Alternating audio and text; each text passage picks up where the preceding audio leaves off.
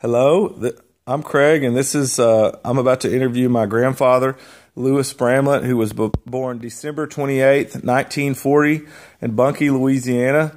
I'm just going to ask him a couple questions. He's going to share a couple different memories that I want my kids' to be able to hear and understand and see a visual image of who he is and everything like that.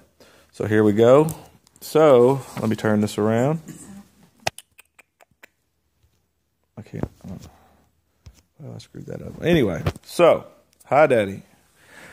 Louis Jr. also goes by Hidaddy. He was named Hidaddy because one of his daughters, Jill, had a son, and whenever she would see her father, she would always say, "Hello, Hidaddy." So that became his name, and that's what all us grandkids call him, is Hidaddy.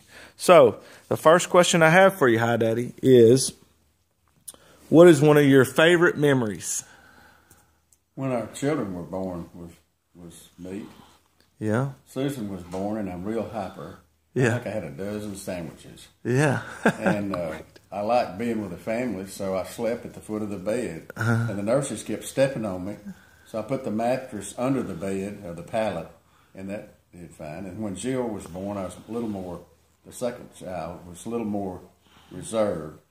And then 13 years later, when our third child was born, I was watching the football game because Dallas, they didn't want me around, a kind of on-hands person. Right. But that's one of the neatest things. Great. When we were married, it was a great moment. Time. Yeah. Very good. What's one of the most beautiful places you have ever seen in your life that you can visually see it and give a good description of what it was and how it was like? Seattle, Washington, we were there in the auto parts. Our business was used auto parts business that we sold parts. And we had a convention there, and the whole week we were there. It didn't rain. And a fella and I would walk after dinner, a Jewish fella, and we would walk along the bank of the river that was there, or the ocean, I'm sorry. Mm-hmm. And there was a Chinese ship that came in, had docked that year. And that's the first time China ship had come through, and that's a beautiful place. I guess Tampa, Florida, St. Pete would be the second part. And I visited businesses there. And they have no need of heat and water, the heat and the air conditioning. Good weather there. Yeah, good weather, and that's a neat place. Can you tell us a little bit about... St. John would be the third place. St. John, where's that at? In the Caribbean. Oh. And I had a cruise there, and we enjoyed it. Beautiful. Yeah. Did you go to Hawaii with Mimi when she went, or no? No, when my oldest daughter, Susan, graduated from high school, my folks gave her a trip to Hawaii. Oh. Well, Susan had not traveled a lot by herself, so naturally a senior doesn't have any place in Hawaii. So Dorothy, my wife, went with the two of them went together. Very good. And I tried to get them the whole time with the trip. I'd heard about an island hopping where you get on a plane and go to different islands. Yeah. And I wanted them to do that, and I couldn't get on the phone to them that day. And I said, "Baby, let me tell you." She said, "No, you listen. Let me tell you, we want an island hopping this day." And so okay. So. Great. Great stuff. Hey, 1 second. We're doing a video. We'll talk to you later. All right. So that's Cole. He's his grandson. That's our youngest grandson. Okay. And so what would be your best, what do you think, Cole, get out of there. Go on. What do you think would be the best way someone should live their life? If you could tell my kids, which, it's going to be technology 200 years from now, it's going to be a different world and things like that. But how, just to the core of life, of how a man should be and a woman, how should someone live their life? I would say live through your mate. When you make your mate happy, then the whole world's happy. Right. Beautiful. Because she's half of you, and if half's not happy, then the whole's not happy. That's right. It takes two to tango. It would be better with two. Right. You don't want to be alone. Okay. And then my next question is, what's something that happened during your life in history that comes to mind that's kind of a highlight, that you can remember something in history during your life from 1940 to now? One thing, a group of men went to Promise Keepers in Washington, D.C. Now, they had the Black March with 1 million men, but But we had to postpone this because this wasn't that. But then later they went with 1 million men and 2 buses from East Texas and 45 total people, and the 2 buses went to Washington, D.C. for Promise Keepers. Mm-hmm. And it was a very high point when the civil rights movement. Or this a little bit after that? This didn't deal with that.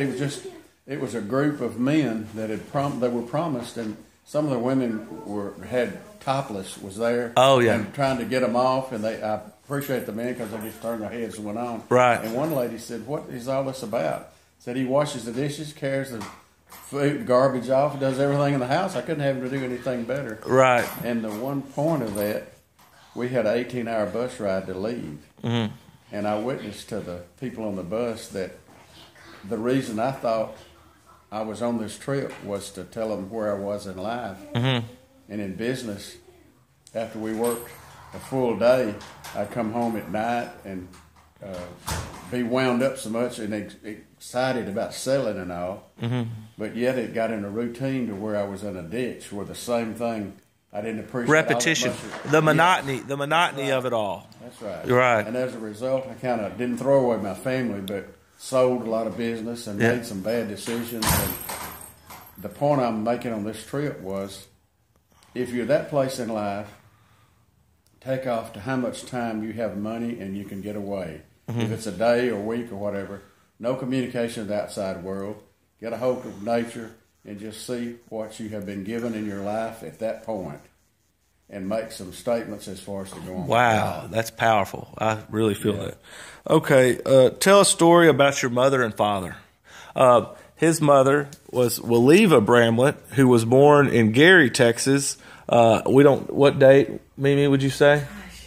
It would have been around 1915 probably. Maybe 1917, I think. She grew up in the Depression.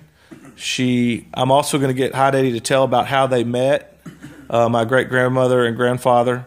She was a very outdoorsy woman, very nurturing woman, but we'll hear it from the man himself. Go ahead, tell a story about your mother. Well, and then your father, however you want to do it. All right. They met at the tomato shed in Gary. Mm-hmm. And that kind of sounds strange. Tomato shed, what was that? In that area, they raised tomatoes, and they would pack them in crates, and they put them on a train. And that's how they met. Dad was at Baton Rouge in college when they met, and they got married, but they didn't tell the family they were married for a while, you know. Wonder why? I don't really know. Didn't he wink at her or something? That was a story. I don't know how true that is, but anyway. He more than wink. Oh, he blew kisses, huh? Well, I don't know. Is there a good story you can think of about Waliva? First, tell a story that you remember as a child, and then tell about a story that you remember her telling about growing up, and maybe touch a little bit on her brother when he passed away from the whooping cough. Okay. So first, go ahead. She grew up in a family that her father was an outside going fellow, kind of like my father-in-law, I think would be Dial Daly. Yeah.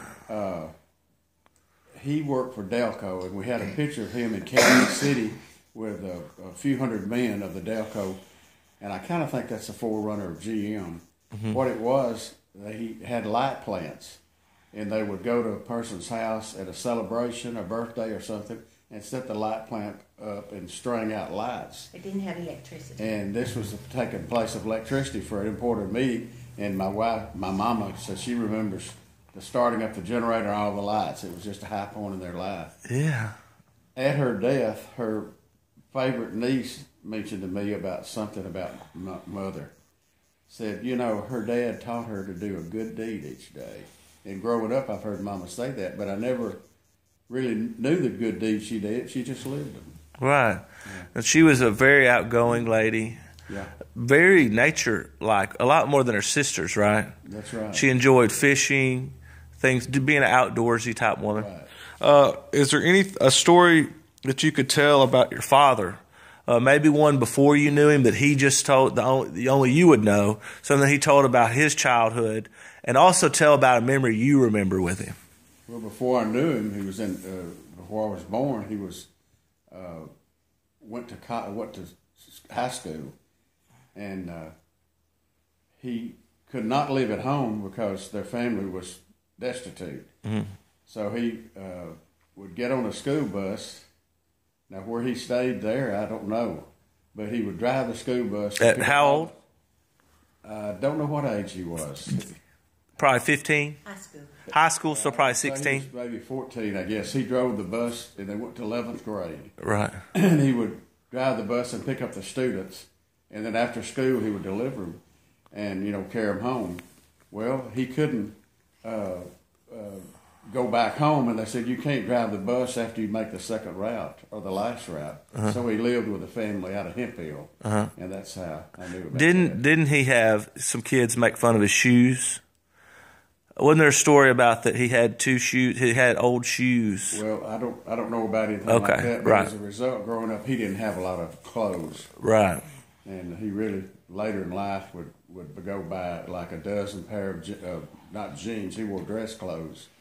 And he was really a fellow that took a lot of pride in his dress. Can you tell us a little bit about how he and why he got into the automotive salvage business? What inspired him, and how did he become such a success? Well, we saw later in life where he had gone to Baton Rouge, where in Alexandria or Baton Rouge. Baton Rouge. He went to college, and it was body school, how to straighten fenders. Oh. And in those days, they used lead. When you had a fender that was bent, or a roof, or a back or a quarter panel of a car, and it was straightened out, you put lead heat on it, and you put lead to the metal, and it joined. Then later, after he finished that, he came to Carthage. Dad moved a lot. Mama tells the time that it was Thursday on one month, and he came home and said, we're moving. And she got the stuff and was ready. He said, well, when did you pack? And she said, I never unpacked. I just put everything under the bed. So that's why I was born in Bunkie. He worked for the Packard dealership doing body work. In Carthage, he moved to Carthage because there was a lot of refineries here and a lot of work, and put in a body shop. And he had 10 full-time employees, straight salary for a small town. So that meant he had to work hard to get other cars to fix. Mm-hmm. And where was I going with this story? Okay, well, he his never success. liked used parts. He said, I want it all new. Well, the film went off. Oh, no, that's just battery's running low. Okay, go ahead. I'm going to be able to chop these. Okay, and a fellow told him, Cecil Ford out of Greenwood Road, out of Shreveport, why don't you get in the auto parts business? And as a result, he did a little bit. I never liked the body business because after you fixed a person's vehicle and it left, it was gone. But with auto parts, you buy a car for $500, sell everything for $1,000, and it's there. Right. And we really got into that. Hmm. What was his temperament like? What would his temperament? Was he a jolly fellow, or was he pretty just kind of relaxed all the time and mellow? He loved to read. He loved to read, and loved to travel. And what were some countries he went to? He went to Russia and went to Israel, and enjoyed the traveling. In fact, it was interesting when he was in Israel. He helped carry some of the ladies' bags, so they said, that's good. So he wound up just carrying everybody's bags, so he kind of squashed that. You know? Right. Well, that concludes my interview with my grandfather, Lewis, who was volunteer. Oh, we got more. Come on. What? Okay, we were talking about, and granted, I'm going to chop this to where it all flows. We were talking a little bit about your family. But I would say now, just off the top of your head, what would you say to my great-grandkids, or really my grandkids who never get the privilege of meeting you? What would you like to tell them? Well, and that's a hard question. No, it's not. Okay. We pride our family in being unity, and we really enjoy it through my wife, her education, and learning how to work with people. And it's not a matriarch. That sounds like an old person. Yeah. But it's the family is me being the only child, and she had a brother and sisters, but really enjoy the family. So, next to God, family is one of the most important things. Mm-hmm. And in our family, it's all unity. And you get older, and you've helped the kids. Well, now the kids are helping us with things, and not so much just money, but just being there and helping you. Support group. Yeah, and unity. So being close and having together. Yeah, and interested in everybody. Yeah. You know. Is there anything else you can think of during your life that was a? I mean, you brought up the birth of your children, which was such a big highlight. Yes. Is there anything else you can think of that you and your wife did, or something, a moment, maybe a romantic moment that you and your wife had together? Well, there was a restaurant on Cross Lake. We're about 45 miles from Shreveport, Louisiana. And we would date and go to the Smith's Cross Lake Inn. Since then, I think the names had changed.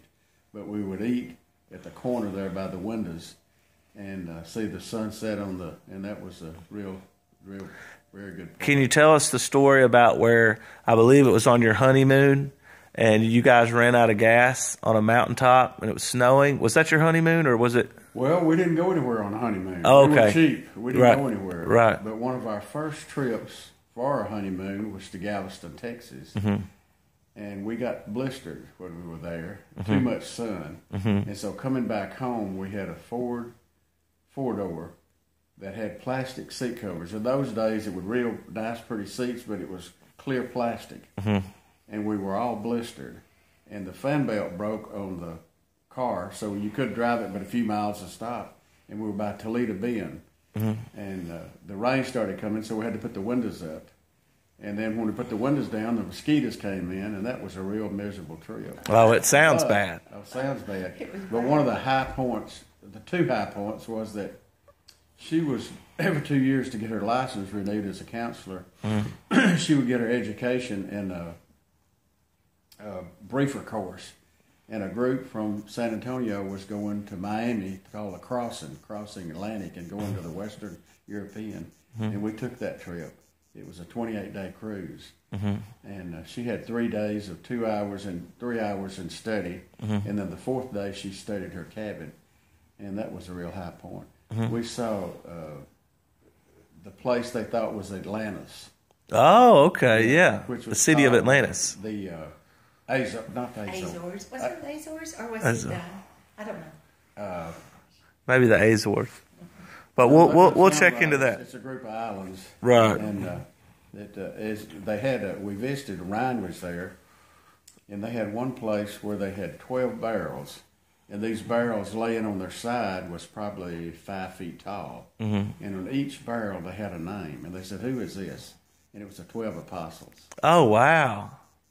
The name of that place. That was in Portugal, but in Azores, Portugal. Azores. That was in the islands. Oh, it was around there. The Yeah. Okay. And let's see, that was a beautiful time that we saw. We got a nice lamp there. Yeah. Is we good? Yeah. Okay. In business, I enjoyed visiting with people. And hey, just to make sure, did you see yourself most of this? Or I've been looking at the lamp. Craig, why haven't you had it? I couldn't figure it to turn it around. Yeah, it's been good. Okay. It's been good. A fellow from Milan, Illinois, Mo Arnold, asked me to head up a new committee at the used auto parts industry called Merchandising and Promotion. And I really kind of enjoyed that, but I didn't know where to start.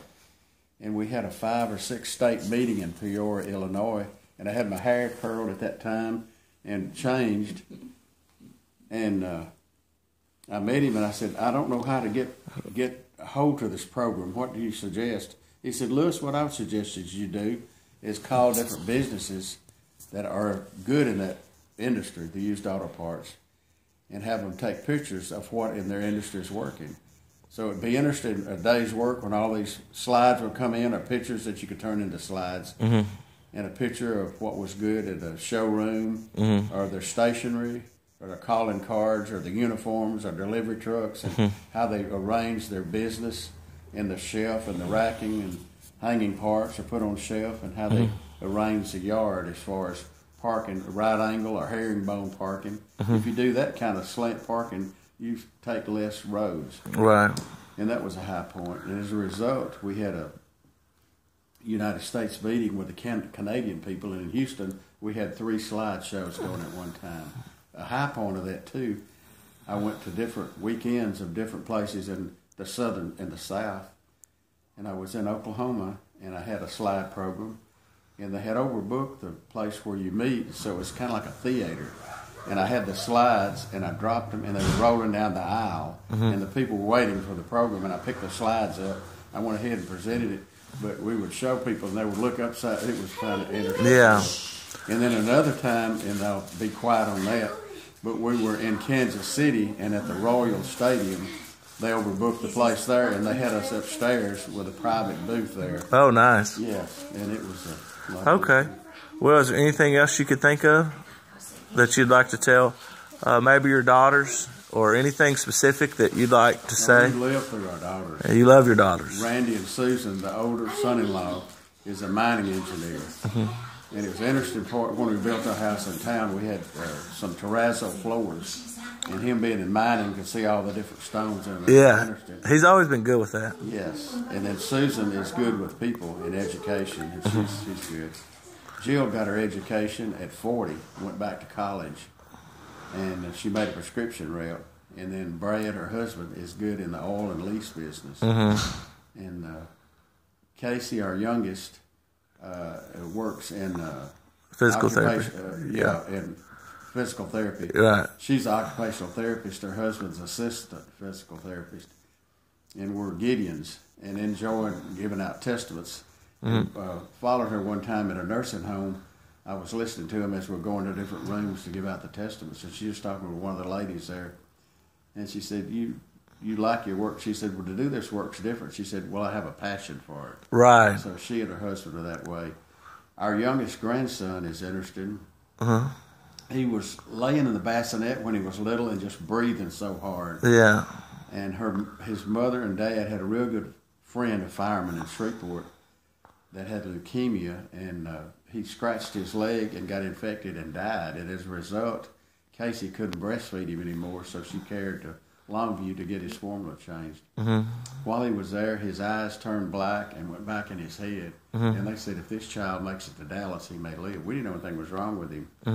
Well, he was born August the 7th, 07, and he was 7 pounds and 7 ounces. Well, when we got to the hospital in Dallas, it was 7777 Forest Lane. Oh. We went out to eat that morning across Interstate 45. It was $7.70 our breakfast. I went back the next day, and it can't be. Here's your $7 change, and we got some money back from the government, 7 numbers. Wow. So I think, Dorothy, the Lord's trying to tell us something.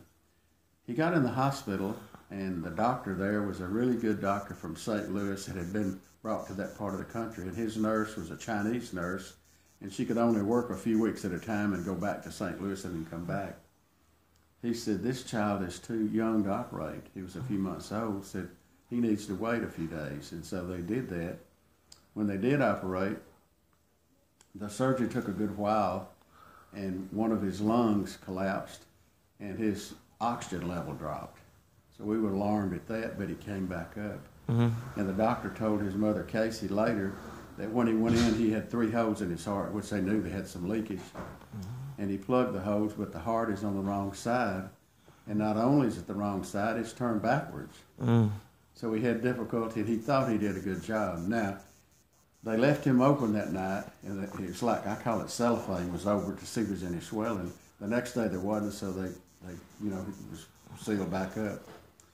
And he turned out excellent. Blessing. Yes, a few months later, they said he was 5%. In other words, the people of that caliber of his life was 85% or 90% better than he was. Then a few years later, he was 50%. Now, that doesn't mean life or death. That just means how he's progressing. But there's not a lot of cases to match with his case. Right. But he's like an angel on the ground. He is. Well, great. Well, that concludes my interview with my grandfather, Lewis Jr. Bramblett, who is a very good man and was voted Volunteer of the Year a few years ago here in Carthage. He has a really giving heart and always cares about others, no matter who they are, where they come from, or what part of the socioeconomic strata that they live in. He doesn't care. He doesn't judge. He's a good man, and that concludes this interview.